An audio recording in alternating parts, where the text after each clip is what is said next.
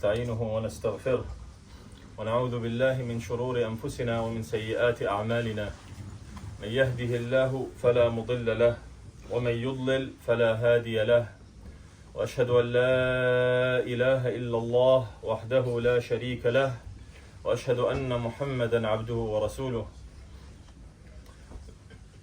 أما بعد إن الحمد لله نحمده ونستعينه ونستغفره ونعوذ بالله من شرور أنفسنا ومن سيئات أعمالنا من يهده الله فلا مضل له ومن يضلل فلا هادي له وأشهد أن لا إله إلا الله وحده لا شريك له وأشهد أن محمدا عبده ورسوله أما بعد فإن أصدق الحديث كلام الله وخير الهدي هدي محمد صلى الله عليه وسلم وشر الأمور محدثاتها وكل محدثة بدعة وكل بدعة ضلالة وكل ضلالة في النار ثم أما بعد. We start by praising Allah Azza wa Jal. We thank Him, we depend on Him, and we seek His forgiveness. And we seek refuge in Allah from the evils of ourselves and our evil actions. Whomever Allah guides, none can misguide. And whomever He misguides, none can guide. And I bear witness and testify that there is no God worthy of worship except Allah, and that Muhammad sallallahu alaihi wasallam is His final messenger and slave. As for what follows. After Salah ad-Din rahimahullah opened up Palestine after the Battle of Hattin against the Crusades, the Muslim Ummah, the commanders of the Muslim Ummah and his sons particularly began an infighting, and they began to disagree amongst themselves. And this led to the weakness of the Muslims, of the Muslim Ummah in general, particularly in Bilad al-Sham, until Salih Ismail, the Amir of Dimashq, the leader of Dimashq at that time, he went and then he gave his allegiance and pledged it to the Crusades, because they came back again, they tried to reclaim it afterwards. And from that, this betrayal that from Salih Ismail, the leader of Dimashq, the Muslim Ummah began to deteriorate quickly. In the meantime, the Khalifa Al-Abbasi, Al-Musta'sim Billah, was in Baghdad. And at that time, there was nothing remaining of the Khilafah Al-Abbasiyya except its name. It had no stronghold. It was basically a name that just united the Muslims superficially. And from that point onwards, when he saw this Al-Izz bin Abd al-Salam, Sultan al-Ulama rahimahullah, yes, and Al-Hajib, another Imam of the Muslims, they withdrew themselves from the army because they were at that time in the forefront of the army of the Muslims. And so they withdrew themselves. And then they began in the khutbah, in the sermons during Jum'ah and in their masajid, etc. They used to give the khutbah that what if the Muslims partake in what the command of the leader of Dimashq did, then this is a betrayal. And he began to speak ill of the leader. So, of course, news spread to him. It went to him. And so he then sent out a command to have him stop from his khutbah, from his sermons, and that he be detained. And so that's what happened.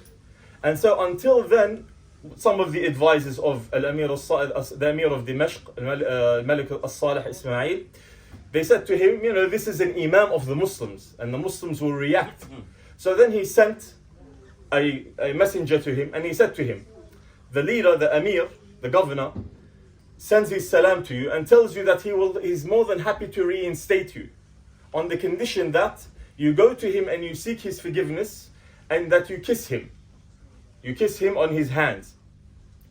So Al-Izz bin Abd al-Salam, may Allah have mercy on him, Sultan al-Ulama, the ruler or the leader of the Imams in his time, he replied, Ya miskeen. He said, how pitiful, Ya miskeen.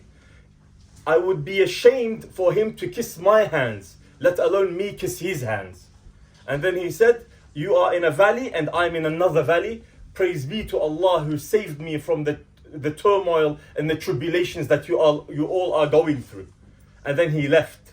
He left and went towards Misr, where Al-Malik Ayyub, the king or the governor at that time, Ayyub, who was the ruler of Egypt, and he welcomed him and he put him in his rightful position as a qadi, as a judge in the city of Misr, of the country in Egypt, as well as the khatib, the formal khatib.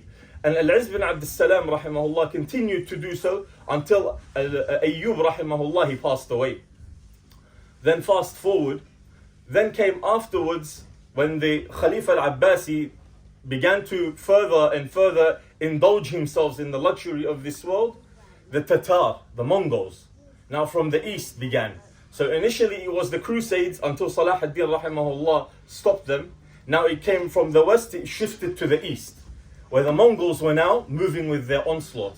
And he, Hulaku, the son of Genghis Khan, he began to move his army and mobilize. And so then they began to move.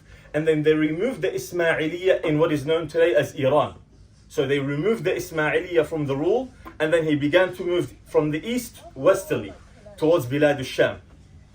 And so then when that happened, the scholars, may Allah have mercy on them, began to mobilize. They began to bring themselves together, and then the Muslims now needed to regather and regroup. But unfortunately, as we mentioned, the Khilafah al-Abbasiyya, there was nothing remaining of it other than its name. And so the Mongols began their onslaught, and they began to remove and attack the Muslim cities from the east, heading towards the west until they reached to Baghdad. When they reached to Baghdad, they sent in a letter to Al-Musta'sim Billah, who was the Khalifa al-Abbasi at that time. And they sent him a letter of warning and threat. And they said to him, we need you to fill up your trenches, because the Muslims have dug trenches at that time, and we need you to let go of your weaponry. We need you to give them to us. We want to seize them. So he replied, considering himself to be the Khalifa of the Muslims, with a letter that had also threat, but it was empty words. He said, we are ready for war, we are ready to fight you, to engage in battle. However, we do not want any harm to come to the civilians. And so what we will do is, you be happy with the land you have, and we will be happy with what we have. So of course Hulaku wasn't going to take that. And so what he did, he began his siege around Baghdad. And he continued to do so for months. And we all, I'm sure, may have heard that what happened in terms of the Muslims, the outcome that happened to them. Where in around a few months, between 800,000 to 2.5 million, or 2,800,000, anywhere in between, as the historians say, they were killed, until the river of Dijla was filled with the mixture of the blood of the Muslims, as well as the ink of the books of the scholars. And when they entered, what happened was, before they entered, Ibn al-Alqami, the advisor, may Allah Azza wa Jal give him what he deserves, he went and he paid his allegiance to Hulaku, the son of Genghis Khan. And so then he came back to the Khalifa and he told him, in a way, trying to paint for him this illusion, that we should submit, we should surrender. We should surrender, and they will give us peace. They will leave us in peace. And this was the thing that they were reiterating again and again. That if you come and you submit yourself and surrender yourself to us, we will leave you in peace. And so when he did this, the Khalifa with his 3 children and 700 of the scholars, 700 to 800 of the scholars, and amongst the righteous, one of them being, for example, Ibn al-Jawzi rahimahullah, one of the great scholars of Islam, his sibt, his great grandson, he was killed among the 700-800 of these scholars. And then they went to Hulaku, yes, for the meeting, because they wanted to put a treaty. And so they were all slaughtered, they were all killed, from the Khalifa, his 3 children, and the 700 to 800 of the scholars. All of them were killed. And so from that point onwards, the massacre of the Mongols began in Baghdad. And this is where they began to kill the elderly, the men, the women. They ripped open the wombs of the women that were pregnant, etc. And as we mentioned, until the river of Dijla began to mix in the blood as well as the ink of the Muslims. Then afterwards, they went towards Syria. Now the direction was, they removed the Khilafah al-Abbasiyya. Now it was time to shift towards Syria, Palestine, and Misr, and Egypt. This was now the next destination, going in the direction of the west, from where they were. And so they moved. At this moment, Qutuz, rahimahullah, one of the great commanders of Islam, he, rahimahullah, at that time, what happened after the Ayyubiyin had descended and fallen, the Mamalik came. And Mamalik literally comes from the term slaves, because they were slaves. But when the Abbasiyin, yes, who came from the descendants of the Prophet ﷺ, from Al-Abbas, yes, who are Qurashiyin, They did not fulfill what Allah Azza wa Jal has commanded. So Allah shifted. And this shows you, my brothers, that Islam is not dependent on a person based on their ethnicity, on their race, on their color, on their status, nothing. As long as one establishes the deen of Allah upon himself, his family, and his surroundings to the best of his ability, this is where the victory of Allah comes. And so the Mamalik, after Aybak, he became the ruler. This is when Qutuz, fast forward a bit, he then he mobilized and he saw the threat of the Mongols coming. So the scholars came and they said, we have to put him as now our ruler. And so they gave him allegiance. And from that moment onwards, we fast forward a bit, yes, and the Mongols were coming and encroaching towards Palestine and Bilad al-Sham. This is where he mobilized from Egypt and he began towards Bilad al-Sham until he went into Gaza. From Gaza, rahimahullah, after he regrouped and gathered the Muslim army there, then he went towards Akka, which is known in Palestine, near Palestine. Until then he reached the point of Ain Jalut. And this everyone knows, and I'm sure has heard of it, as the Battle of Ain Jalut. Yes, where the battle between the Mongols and the Muslims was the turning point.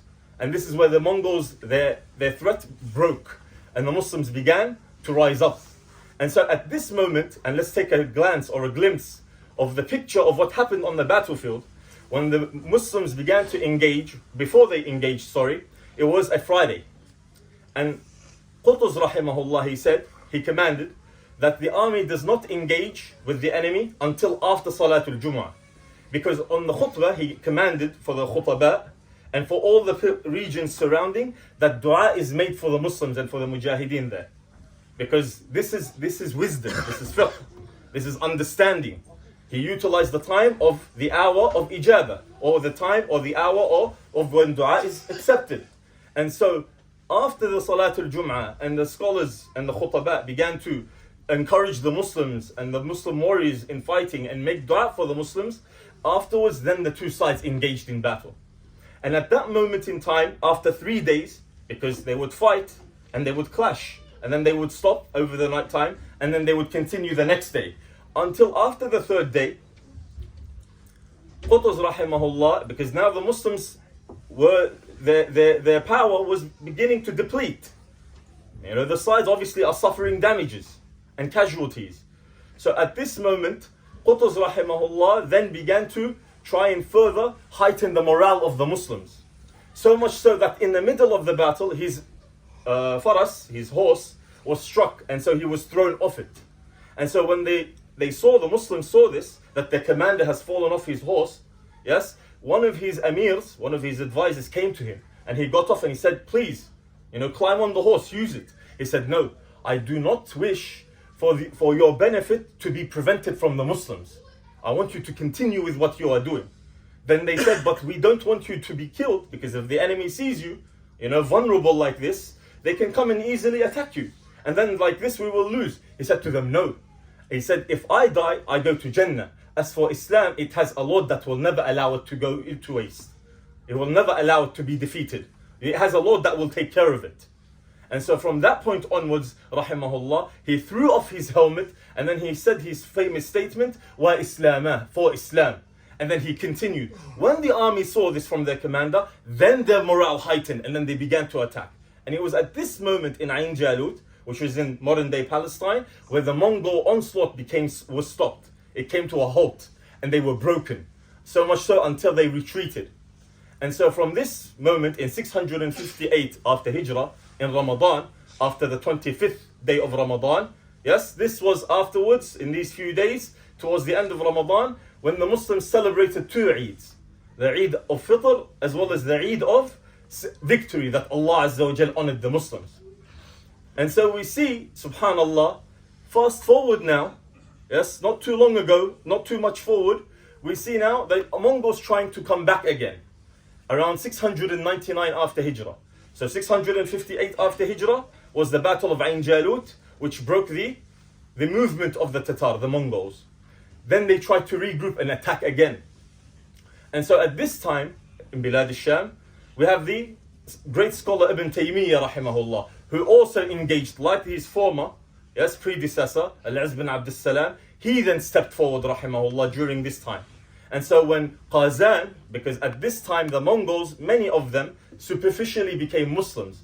However, they did not stop there, this oppression towards the Muslims and their onslaught and the massacres. So they continued, so much so that Ibn al-Athir rahimahullah, he says, yes, and many of the historians afterwards, they say that from how much fear the Muslims had in their heart, that a woman would come and she would see a group of Muslims and she would say to them, stay where you are.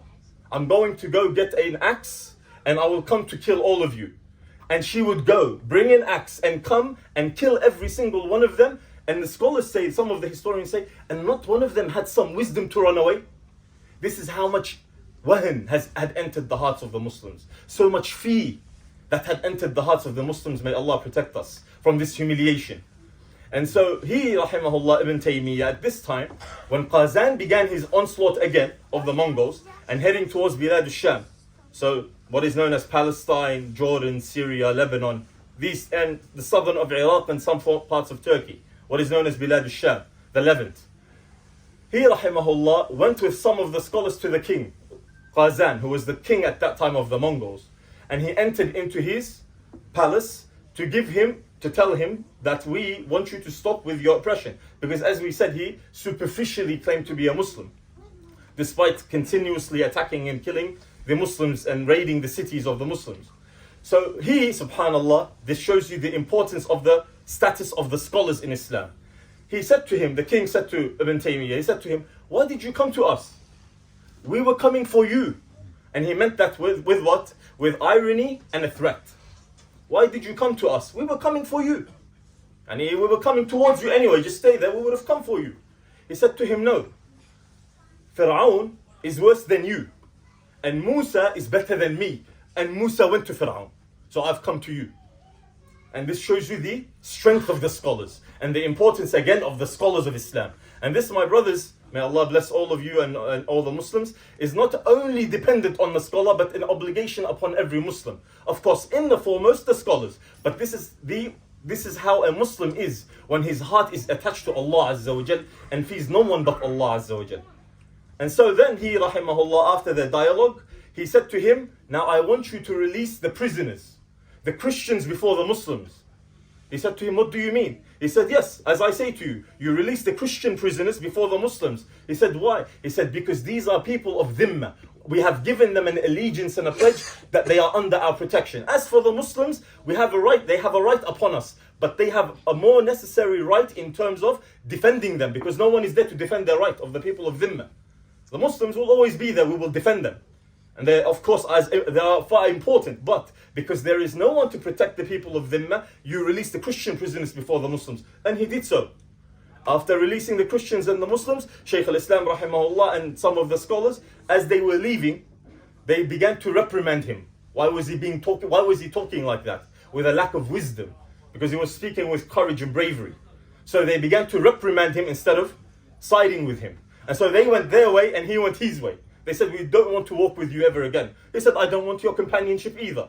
And so Allah humiliated them, the other group of the scholars that left him, by sending them a group of bandits, thieves, robbers, highway robbers, who basically stripped them of all their clothes. While Shaykh al-Islam went the other way, rahimahullah. And then, of course, news spread of this incident. Fast forward then, 702 after Hijrah, yes, between 658 to 702, and the problems are still ongoing. And so this is where, rahimahullah, Shaykh al-Islam began to tell the Muslims that it's time for us to fight the Mongols and stop their encroachment and their oppression. And at this moment, the Muslims began to falter. You know, they began to cower away. So he said to them, look, if you see me standing on the other side, on the side of the Mongols, with a mushaf, with a Quran open on my head, kill me. When they heard this from him, rahimahullah, they understood, because they began to falter. Weakness, but like any other group of human beings, you know, we have ups and downs. So when they saw this from this scholar, rahimahullah, they began to gain strength again. And so they fought. And then after then, Allah Azza wa Jal gave victory to the Muslims, and the onslaught and the massacres of the Mongols came to a complete stop. From this point onwards, after 700 after Hijrah, this was when Allah Azza wa Jal suppressed the movement of the Mongols. And this is how Allah Azza wa Jal gave victory to the Muslims. أقول قولي هذا وأستغفر الله لي ولكم فاستغفروه إنه هو الغفور الرحيم وهو البر الكريم.